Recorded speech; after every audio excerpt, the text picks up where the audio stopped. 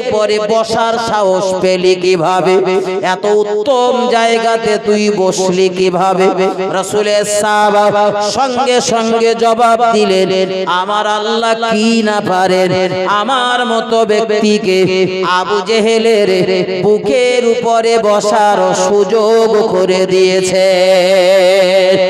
ও বাবাজি ভাই জানেন, হযরত আব্দুল্লাহ ইবনে মাসউদ বলেন, আবু জেহেলের সঙ্গে আমার সময় কাটাতে ইচ্ছা নয়, এক মুহূর্তের ভিতরে তারে দুটুকরা করে দেব। এখনো জ্যান্ত রয়েছে, বেঁচে থাকলে আবার জ্বালাবে আমার নবীর, তাই ওরে আমি দুটুকরা করে দেব। আবু জেহেল আমার হাতটা ধরে বলল, ও নবীর সাহাবা, আমায় তুমি মেরে ফেলবে, ফেলো, দুঃখ নেই, তবে আমার দুটো ওসিয়াত রয়েছে, শেষ সময়ের এই দুটো ওসিয়াত তোমার পালন করতে হবে।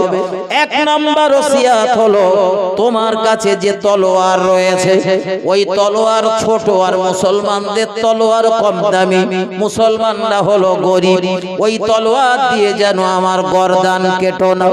আমার গর্দান কাটার যদি প্রয়োজন হয়, আমার কাছে যে জামিয়ার লাগনা তলোয়ার রয়েছে, ওই তলোয়ার দিয়ে আমার গর্দাটা তুমি দুটুকরা করে দিও। দ্বিতীয় নাম্বার শর্ত হলো, তুমি যখন আমার শিরচ্ছেদ করবে, খবরদার এই দাড়ির নিচে থেকে এই জায়গা দিয়ে যেন তলোয়ার চালাবে না, কারণ এই জায়গা দিয়ে তলোয়ার চালালে আমার মাথাটা হয়ে যাবে ছোট, আর আমি হলাম মক্কার একজন সম্ভ্রান্ত পরিবারের সন্তান, আমি হলাম মক্কার প্রেসিডেন্ট, মক্কার নেতা, আর আমার মতো ইজ্জতওয়ালা ব্যক্তির যদি মাথাটা ছোট করে কাটো, আমার আর মান সম্মান ইজ্জত বলে কিছুই থাকবে না।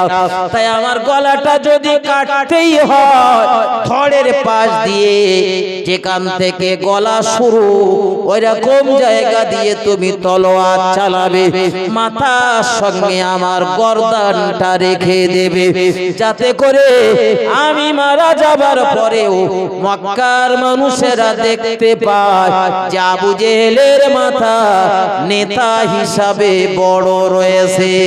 নেতা হিসাবে হযরত আব্দুল্লাহ ইবনে মাসউদ বলেন, আবু জেহেলকে আমি শিরচ্ছেদ করে দিলাম।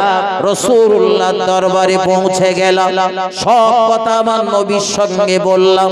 আমার নবী সব কথা শোনার পর এবার নবী উক্তি করলেন আর বললেন, ও সাহাবারা, নবী মুসার পিরিয়ডের যে ফেরাউনের নাম তোমরা শুনেছ, ওই ফেরাউনের থেকেও নিকৃষ্ট ফেরাউন আল্লাহ আবু জেহেল রে বানিয়েছে।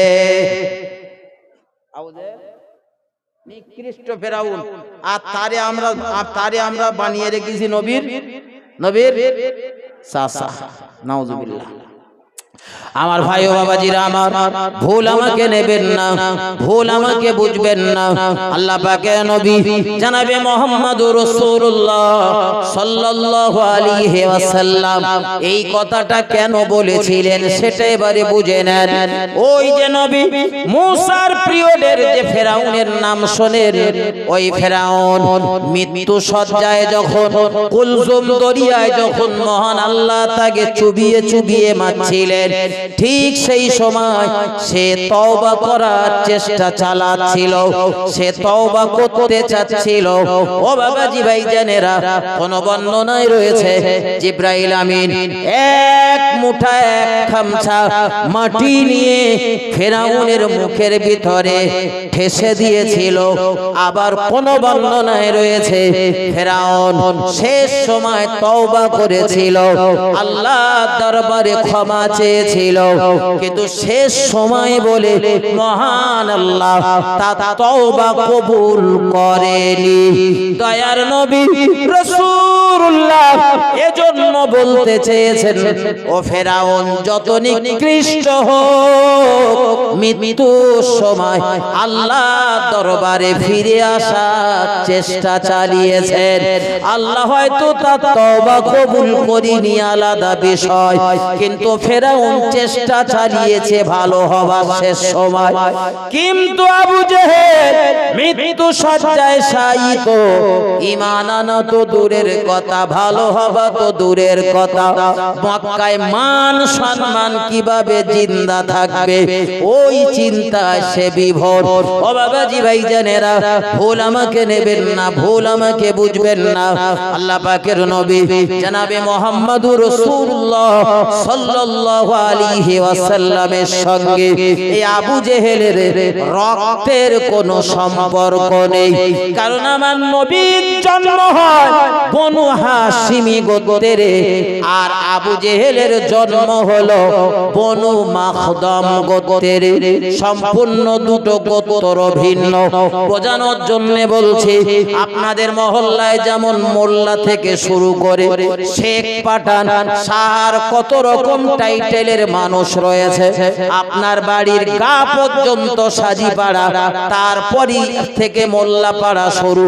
নিশ্চয়ই মোল্লা পাড়ার কেউ সাজিপাড়ার কোন ব্যক্তির সঙ্গে চাচার ভাইপো সম্পর্ক হয় না,